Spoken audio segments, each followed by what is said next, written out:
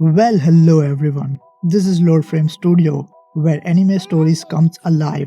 ये video erased anime के ऊपर होने वाली है और ये वीडियो सीरीज में होगी जहां मैं इसे एपिसोड वाइज एक्सप्लेन करूंगा. You can check out the description for playlist. So this is Erased episode 1 story explained.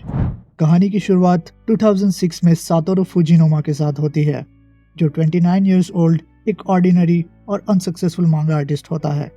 Episode के स्टार्टिंग में हम देखते हैं कि सातोरू अपनी बनाई हुई मांगा को फाड़कर फेंक देता है क्योंकि उसकी मांगा को एडिटर ने रिजेक्ट कर दिया होता है. एडिटर का कहना है कि मांगा लिखने के लिए उसे अपने मन की गहराई में झांकना होगा, बट सातोरू अपने मन की गहराई में नहीं जाना चाहता बिकॉज उसके पास्ट में कुछ ऐसा हुआ था जिसे वो याद नहीं करना चाहता. जब भी सातोरू अपने मन की गहराई में झांकने की ट्राई करता, उसकी डार्क मेमोरीज उसके सामने आ जाती थी जिसे वो अभी तक भुला नहीं पाया है और इसी कारण वो अभी तक एक भी अच्छी मांगा नहीं लिख पाया.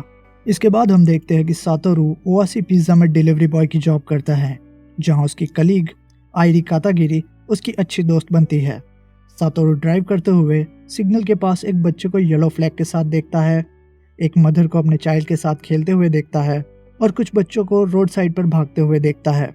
यहाँ सातोरू एक ब्लू बटरफ्लाई को नोटिस करता है. तभी एक ट्रक उसकी साइड से जाता है और अचानक उसे अजीब सा फील होता है और हम देखते हैं कि सातोरू टाइम में कुछ मिनट पीछे चला गया है. सातोरू ये चीज़ पहली बार एक्सपीरियंस नहीं कर रहा.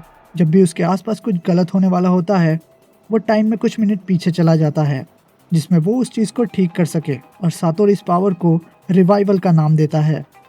सातोरू अगेन वही सब चीज़ें देखता है जो वो पहले देख चुका होता है. तभी उसका ध्यान उस ट्रक ड्राइवर पर जाता है जो ड्राइविंग सीट पर सो रहा होता है. सातोरू उस ट्रक का पीछा करता है. आयरी भी वहां उसे पीछा करते हुए देखती है. ट्रक उस येलो फ्लैग वाले बच्चे की ओर जा रहा होता है. सातोरू ट्रक ड्राइवर का हाथ खींचकर उस बच्चे को बचा लेता है, बट खुद सामने से आ रही कार से टकरा जाता है. एक्सीडेंट होते ही सातोरू को अपनी लाइफ के मोमेंट सामने दिखने लग जाते हैं. प्रॉबेबली वो मर गया है ऐसा उसे लगता है. यहाँ वो अपनी स्कूलमेट कायो हिनाजुकी को देखता है जो उससे आंखें खोलने के लिए कहती है. सातोरू के आंखें खोलते ही वो खुद को हॉस्पिटल में पाता है और आयरी वहां उसके साथ होती है. सातोरू 2 दिन से हॉस्पिटल में बेहोश पड़ा हुआ था. आयरी उसे बताती है कि वो बच्चा बिल्कुल सही सलामत है और वो ट्रक ड्राइवर ड्राइव करते समय ही हार्ट अटैक से मर चुका था. बट सातोरू ने ये नोटिस कैसे कर लिया? इस बात से आयरी सरप्राइज होती है, जिस पर सातोरू कहता है कि मे बी वो लकी था. आयरी ने सारे डैमेजेस के बारे में मैनेजर से बात करके सब काम निपटा लिया होता है, जिससे सातोरू ठीक होने के बाद जल्द ही अपनी जॉब को कंटिन्यू कर सकता है. सातोरू इस पर हल्की सी स्माइल करता है और आयरी से एक पर्सनल सवाल करता है कि वो ये जॉब क्यों कर रही है. आयरी कहती है कि वो अपना एक सपना पूरा करना चाहती है और उसे ये सब बताने में कोई प्रॉब्लम भी नहीं है, क्योंकि वो मानती है कि अगर तुम किसी बात को जोर से कहो तो वो एक दिन सच हो जाती है. सातोरू को ये बात नॉस्टैल्जिक लगती है. मे बी ये बात उससे पहले भी किसी ने कही है. इसके बाद आयरी वहां से चली जाती है. सातोरू हॉस्पिटल से डिस्चार्ज होने के बाद अपने घर जाता है. घर पर होकाइडो से उसकी मॉम साचिको फुजिनोमा आई होती है और क्योंकि सातोरू अभी अभी हॉस्पिटल से डिस्चार्ज हुआ है, उसकी मॉम कहती है कि वो उसके साथ रहेगी. डिनर के बाद उसकी मॉम टीवी पर न्यूज़ ब्रॉडकास्ट हुए देखती है जिसमें फर्स्ट ग्रेड स्टूडेंट के मिसिंग होने की न्यूज़ होती है. इसे देखकर सातोरू की मॉम उससे पूछती है कि क्या उसे याद है जब वो 5th ग्रेड में था तब ऐसा ही कुछ हुआ था. तब सातोरू की क्लास के 2 स्टूडेंट इसी तरह गायब हो गए थे.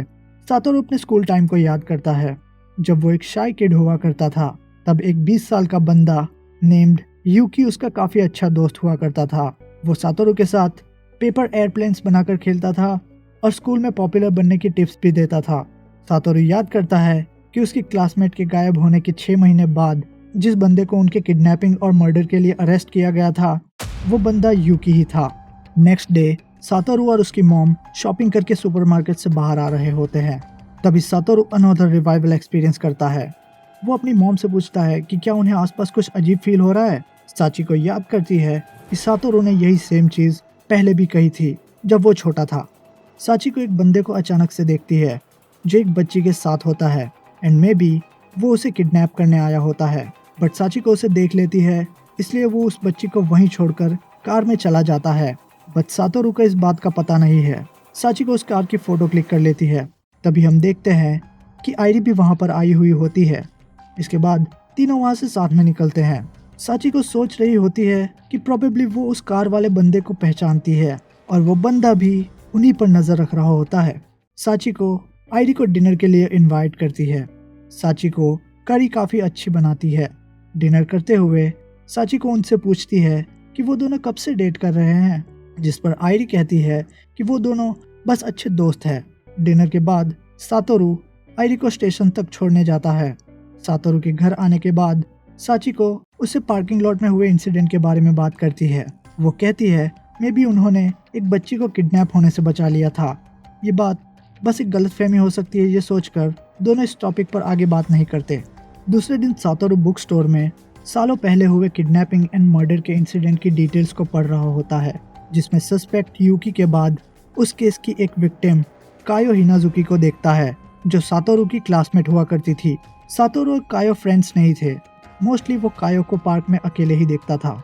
एक रात सातोरू उससे पहली बार बात करने वाला था, बट वो इसके लिए हिम्मत नहीं जुटा पाया और उस रात के बाद सातोरू ने उसे कभी नहीं देखा, क्योंकि किसी ने उसको किडनैप करके मार दिया था। इस इंसिडेंट का सातोरू के दिमाग पर गहरा असर हुआ था और वो डिप्रेशन में चला गया था। उसे लगता था कि काश उस रात उसने कायो से साथ घर चलने की बात की होती तो वो किडनैप नहीं होती। सातोरू की मॉम ने इस बात को सातोरू के दिमाग से इरेज करने की पूरी कोशिश की थी, बट समटाइम्स सातोरू के माइंड में ये नाइटमेयर ट्रिगर होता रहता था। इसके बाद हम देखते हैं कि साचिको शॉपिंग करते हुए उसी बंदे के बारे में सोच रही होती है। क्या वो बंदा सच में किडनैपिंग के लिए आया था? क्या वो अपना फेस छुपा रहा था? क्या वो उस बंदे को पहचानती है? कौन था वो? साचिको इसके बारे में रिसर्च करती है और उसे याद आता है कि सालों पहले हुए सीरियल किलर केस में ये बंदा भी इन्वॉल्व था और मे बी यूकी असली किलर नहीं है। इसके बाद साचिको घर आती है, तभी डोर खुलने की आवाज़ सुनकर उसे लगता है कि वो सातोरू होगा। वो पीछे मुड़ती है, तब वो किडनैपर बंदा उसे पीछे से स्टैब कर देता है। मीनवाइल सातोरू जॉब से घर के लिए निकलता है। सातोरू अपने अपार्टमेंट पर पहुंचता है, तभी ये बंदा सातोरू के सामने से ही निकल जाता है। सातोरू घर पहुंचता है और अपनी मॉम को मरी हुई हालत में देखता है। तभी उसकी नेबर वहां आती है और सातोरू के हाथ पर लगे ब्लड को देखकर उसी ने अपनी मॉम को मारा होगा ये सोचकर पुलिस बुला लेती है और इससे पहले कि पुलिस उसे अरेस्ट करे सातोरू का रिवाइवल हो जाता है। सातोरू खुद को एक अलग ही लोकेशन पर पाता है जो उसके लिए फेमिलियर होती है। उसके साइड से एक बच्चा बैग लेकर गुजरता है जिसे मे बी वो पहचानता है। एंड देन हमें पता चलता है कि सातोरू टाइम में 18 साल पीछे चला गया है और इसी के साथ एपिसोड एंड होता है। तो क्या इसका मतलब ये है कि साचिको की डेथ का जो इंसिडेंट है उसका ओरिजिन टाइम में 18 साल पीछे हुआ है, यानी वो टाइम जब कायो हिनाजुकी डिसअपियर हुई थी। एपिसोड में हमें कई बार ये ब्लू बटरफ्लाई दिखाई देती है। ये बटरफ्लाई टाइम शिफ्ट, रीबर्थ और इंटरवेंशन का प्रतीक है और ये तभी दिखाई देती है जब कुछ बहुत बड़ा होने वाला हो। Just like life is strange game में भी क्लोई के मरने से ठीक पहले मैक्स को ये ब्लू बटरफ्लाई दिखती है। वेल मे बी ये सीरियल किलर कोई अननोन पर्सन नहीं है और यहाँ की सब जगह और लोगों से फेमिलियर है और इसीलिए उसकी हर किडनैपिंग परफेक्टली प्लान होती है। उस पार्किंग लॉट में वो किडनैप करने ही आया था, बट उसने साचिको को पहचान लिया था एंड दैट्स व्हाई वो अपना प्लान बदल देता है और उस पर नज़र रखने लग जाता है। साचिको इस सीरियल किलर के बारे में बहुत कुछ जान गई थी और वो उस किलर के लिए प्रॉब्लम क्रिएट कर सकती थी, इसलिए किलर ने बिना टाइम वेस्ट किए साचिको को मार दिया। अब सातोरू 1988 में इसके ओरिजिन को ढूंढने के लिए क्या क्या करेगा ये हमें एपिसोड 2 में देखने को मिलेगा। So that's it for today. I hope you like the video and subscribe to the Lore Frame Studio, where anime stories come alive.